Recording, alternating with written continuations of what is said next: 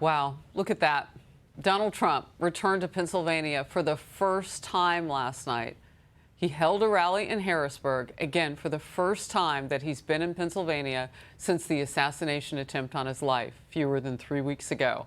And as you know, that was in Butler County, Pennsylvania.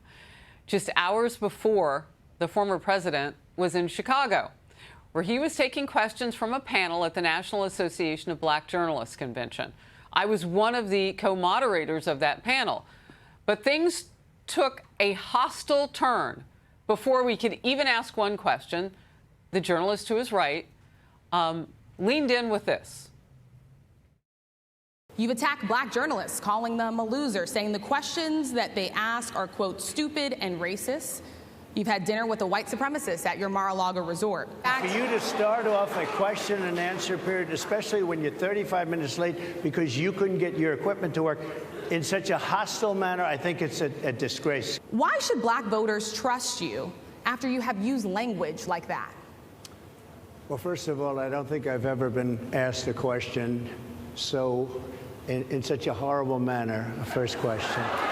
You don't even say hello. I love the black population of this country. I've done so much for the black population of this country. Some of your own supporters, including Republicans on Capitol Hill, have labeled Vice President Kamala Harris, who is the first black and Asian American woman to serve as vice president and be on a major party ticket, as a DEI hire. Do you believe that Vice President Kamala Harris is only on the ticket because she is a black woman? She was always of Indian heritage, and she was only promoting Indian heritage. I didn't know she was black until a number of years ago when she happened to turn black, and now she wants to be known as black.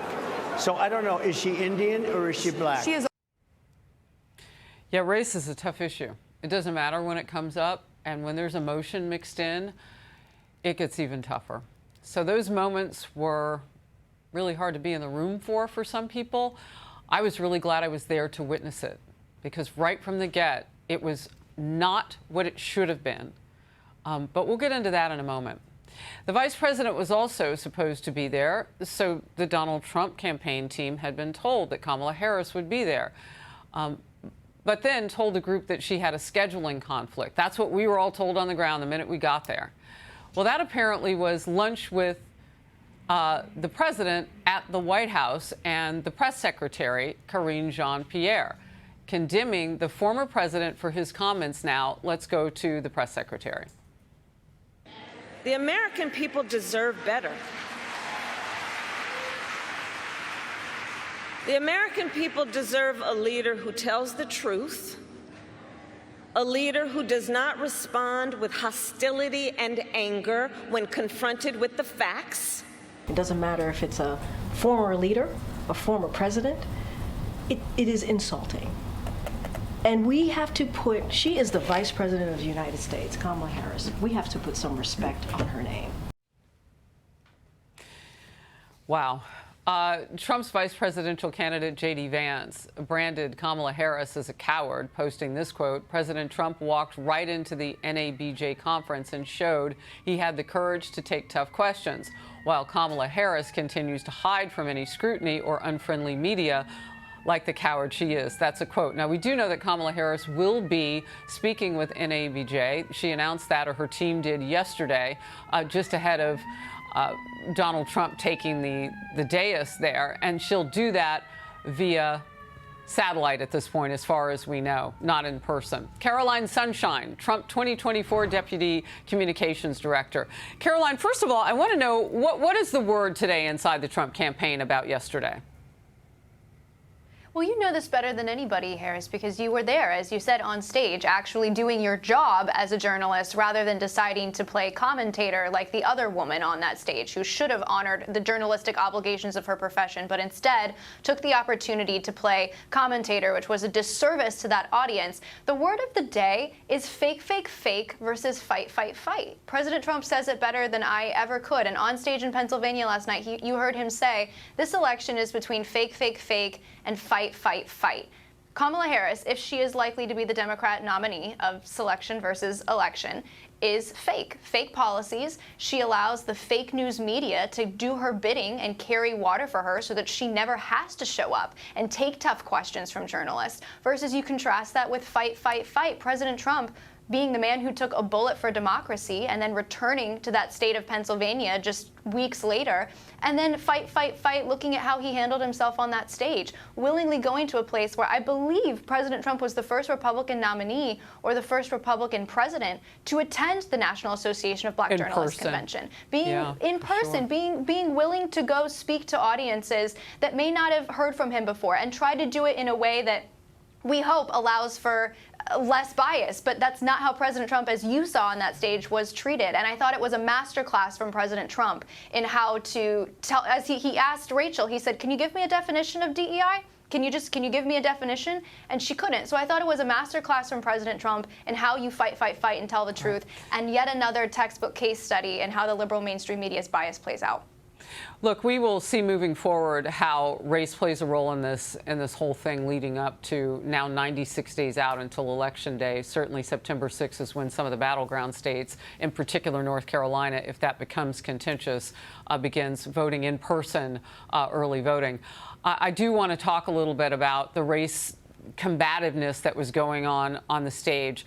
The president walked into a situation where people had already expressed they wish the NABJ had canceled him. Then some of those same people showed up for the forum and didn't move out of those seats. So he did what you said. He showed up, and he was trying to be an honest broker in that position. There were a lot of technical, I'll call them shenanigans, because we don't really know what was going on. I could hear very little of what he said. He could hear very little of what I said. I want to put that out there as we go forward. You and I can circle back on what happens going after this, but I want to get to this. I asked former President Trump if JD Vance is ready to be president given the attempted assassination on his life. Let's watch. You said some words that were prophetic because I asked you who you wanted to choose for vice president. Yeah. And you said normally it really wouldn't matter, but you said these words 3.5 hours before an attempted assassination on your life. You told me that bad things happen, Harris, and that's why this decision is important this time. Bad things happen. You said it twice. When you look at JD Vance, is he ready on day one? I've always had great respect for him, and for the other candidates too. But I will say this, and I think this is well documented. Historically, the vice president, in terms of the election, does not have any impact. You're voting for the president, and you can have a vice president who's outstanding in every way, and I think JD is. I think that all of them would have been, but you're not voting that way. You're voting for the president. You're voting for me. If you like me, I'm going to win. If you don't like me, I'm not going to win. Is JD Vance ready on day one? He did not answer that, Caroline. Well, first of all, Harris, thank you for showing the other women on that stage how to be a journalist and asking a thoughtful question. And look, what President Trump, I think, was communicating is he's the great American warrior. You know this. You just watched him take a bullet for democracy and come back to the state of Pennsylvania. But he selected a fellow warrior in JD Vance. And President Trump, as we know, has an exceptional eye for talent. He picks the best people for the job. And as we've continued to see, I thought this was really interesting. I had a colleague earlier come up and tell me JD Vance's book, Hillbilly Elegy, and the movie that it was based off of on Netflix, both reaching #1 in the book charts and the Netflix charts, because what we're seeing is the more the American people get to know JD Vance, unlike Kamala Harris, the more they like him, the more they want to know him. And he's from a community of forgotten men and women. And as I said, President Trump has an exceptional eye for talent in who he chooses, and he understands how high the stakes are for this country, and so does JD Vance.